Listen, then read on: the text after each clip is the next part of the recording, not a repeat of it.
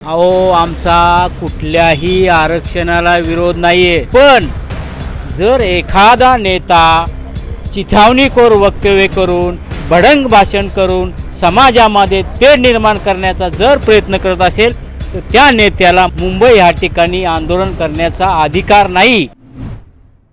नमस्कार, मी प्रतिकेश पाटील। आपण पाहतात महाटॉक्स। 20 जानेवारी रोजी मराठा आरक्षणाच्या संदर्भात मनोज जरांगे पाटील हे जालन्यावरून मुंबईकडे कूच करणार आहे। या संदर्भात जे आहे ते मुंबई उच्च न्यायालयामध्ये आहे ते आज याचिका दाखल करणार आहे। या संदर्भात आपण याचिका दाखल करणारे हेमंत पाटील यांच्याशी बातचीत करणार। सर, नेमकं काय तुम्ही याचिका दाखल केल्याबद्दल नेमकं काय सांगाल? अहो आमचा कुठल्याही आरक्षणाला विरोध नाहीये। मराठा समाज असेल, ओबीसी असेल, धनगर असेल, मुस्लिम असेल, ब्राह्मण समाजसुद्धा असेल, जो आरक्षण मागेल त्याला राज्य सरकारने केंद्र सरकारने आरक्षण देणं हे त्यांचं काम आहे। आमचा आरक्षणाला कुठल्या विरोध नाही, पण जर एखादा नेता चिथावणीखोर वक्तव्य करून भडंग भाषण करून समाजामध्ये तेढ निर्माण करण्याचा जर प्रयत्न करत असेल तर त्या नेत्याला म्हणजेच मनोज जरांगे पाटील या साहेबांना मुंबई या ठिकाणी आंदोलन करण्याचा अधिकार नाही। म्हणून मी आज उच्च न्यायालय मुंबई या ठिकाणी याचिका दाखल केलेली आहे आणि या याचिकेत मी सांगितलेलं आहे,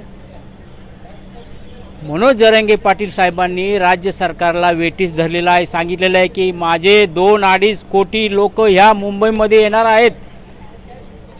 म्हणजे हे 2-2.5 कोटी लोक येणार कुठून? एक तर अगोदरच तिथं प्रवाशांचा किंवा याचा प्रश्न चालू आहे। इथं ट्रॅफिक जाम होतात, रस्ते नाहीत बरोबर। रस्ते जरी असले तर त्या ठिकाणी ट्रॅफिकमध्ये जर पनवेलवरून यायचं म्हटलं की 4 तास इथे यायला लागतात। आणि जर हे 2.5 ते 3 कोटी हे जर मराठा समाजाचे जर लोक आले तर सर्वसामान्य लोकांनी करायचं काय हा प्रश्न निर्माण झाला असल्यामुळं आज आम्ही मनोज जरांगे पाटलांच्या विरोधामध्ये याचिका दाखल केलेली आहे। नेमकं या याचिकेमध्ये तुम्ही नेमके कुठले नेमके मुद्दे मांडले, कुठल्या बाबी मांडल्या आहेत, काय सांगाल? माझी एकच बाबी आहे की जर मनोज जरांगे पाटलांनी जर हे आंदोलन केलं तर त्या ठिकाणी कायदा व सुव्यवस्थेचा प्रश्न निर्माण होईल आणि समाजामध्ये ते निर्माण करण्याचं काम होईल। त्यामुळं ह्या मनोज जरांगे पाटलांना 20 जानेवारीपासून आझाद मैदान मुंबई या ठिकाणी आंदोलनाला बसून देऊ नये अशी माझी मागणी आहे, स्पष्ट मागणी आहे माझी ती। नक्कीच सर। आणि या संदर्भात तुम्ही मुंबई पोलिसांना कुठला पत्रव्यवहार केलात काय सांगाल? त्या अगोदर मी 2 दिवसापूर्वी माननीय मुंबई पोलीस आयुक्त, माननीय पोलीस महासंचालक महाराष्ट्र राज्य व आझाद मैदानचे वरिष्ठ पोलीस निरीक्षक यांच्याकडे मी तक्रारी अर्ज दाखल केलेला आहे आणि त्या तक्रारीची दखल न घेतल्यामुळे मी आज उच्च न्यायालय मुंबई या ठिकाणी आलेलो आहे।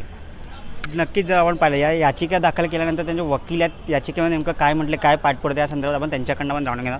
सर, नेमकं काय सांगाल तुम्ही याचिकेमध्ये कुठले पुरावे जे आहेत ते हे केलं? त्याने जरांगे पाटलांनी त्या आंतरवेलीमध्ये जेव्हा आंदोलनास सुरुवात केली त्यावेळी पण हिंसक प्रकार घडलेले आहेत आणि त्याच्यानंतर शासनाने त्यांना रिस्पॉन्स दिलेला आहे। त्यांना त्यांच्या ज्या काही मागण्या आहेत त्या मंजूर केलेल्या आहेत आणि त्या आरक्षण टिकेल या पद्धतीने सुप्रीम कोर्टात पण बाजू मांडण्याचे त्यांना आश्वासन दिलेलं आहे। याशिवाय शासकीय स्तरावर आरक्षण कसं देता येईल याचा प्रयत्न चालू असलेला, इव्हन त्यांनी समिती पण तयार केलेली आहे किंवा मराठा समाज मागास कसा आहे हे साबित करता यावं आणि हे सर्व काही समर्पक शासन त्यांना प्रतिसाद देत असून देखील केवळ एक राजकारण केल्याप्रमाणे त्यांनी मी मुंबईत येणार, इथून जाणार नाही, जर आम्हाला अडवलं तर आम्ही गृहमंत्री फडणवीसच्या नागपूर आणि मुंबईच्या घरामध्ये घुसू, म्हणजे हे काय भाषा, ही भाषा नाही आहे।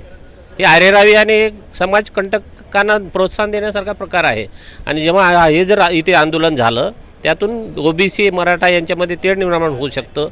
काही जो गुन्हेगारी प्रवृत्तीचे लोक आहेत याचा गैरफायदा घेऊन दंगली निर्माण करू शकतात आणि आज मुंबई ही आपली आर्थिक राजधानी आहे आणि असं काही जर घडलं, आपण पाहिलेलं आहे मागे बॉम्बस्फोटाच्या वेळी पण पाहिलेलं आहे, 1993च्या दंगली पण पाहिलेल्या आहे आणि असा जर प्रकार आता झाला तर भयानक एवढं प्रचंड नुकसान होईल की ते आपण कधी भरून काढू शकणार नाही आहे। म्हणून त्यांना हे प्रतिबंध करण्यात यावा अशी आम्ही याचिकेमध्ये प्रार्थना केलेली आहे। आज याचिका दाखल केली, त्यानंतर कोर्टातून काय उत्तर?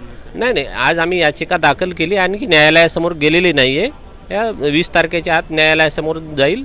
आम्ही तसं प्रार्थना करू, अर्ज करून सुनावणीसाठी घेऊ आणि मग न्यायालय ठरवेल आमची भूमिका योग्य असेल तर आमची याचिका मंजूर केली जाईल. धन्यवाद सर. नक्की जर आपण पाहिलं तर मनोज जरांगे पाटील यांना आहे ते सरकारकडून आहे ते योग्यरित्या प्रतिसाद मिळत असला तरीसुद्धा ते मुंबईकडे आता कूच करणार आहेत. या संदर्भात जे आहे ते मुंबई उच्च न्यायालयात आहेत ते त्यांच्या विरोधात याचिका दाखल करण्यात आली आहे. अशाच प्रकारच्या बातम्या पाहण्यासाठी आमच्या यूट्यूब चॅनल लाईक आणि सबस्क्राईब करा.